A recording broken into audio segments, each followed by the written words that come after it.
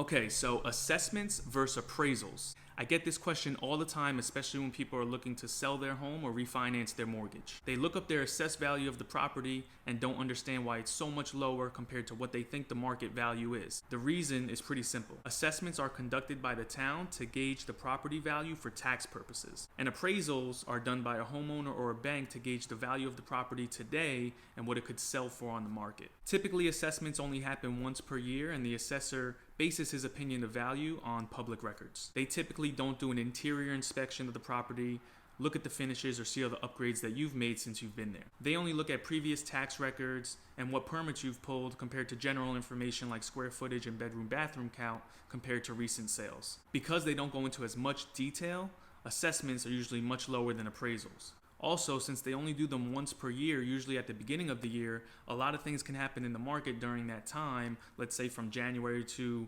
September, when you want to know the value of your property that the assessor hasn't accounted for and the appraisal will. That's why when someone buys a new home for a higher price than the last time it was sold, their taxes will typically go up because that purchase has been recorded as public record, and when the assessor does his assessment the next year around, they'll see that the value has gone up. They're not going to go in and do pictures or see any new upgrades or things like that, but just because of that sale, they're going to know that the property is worth more, thus increase your assessment. Now for an appraisal will do the same thing the tax assessor did, except that they're actually going to visit the property, go inside, look at the finishes, look at the upgrades, take pictures, and go back to their office to compare their information to the recent sales. Since it is real time and more detailed, it's considered a lot more accurate than a tax assessment because they're doing it based on today as opposed to the tax assessor who did it once that year, probably prior in the year. This is also why appraisals are always required for any bank that's going to refinance or lend money to buy a property, because the bank wants to know what the property is worth today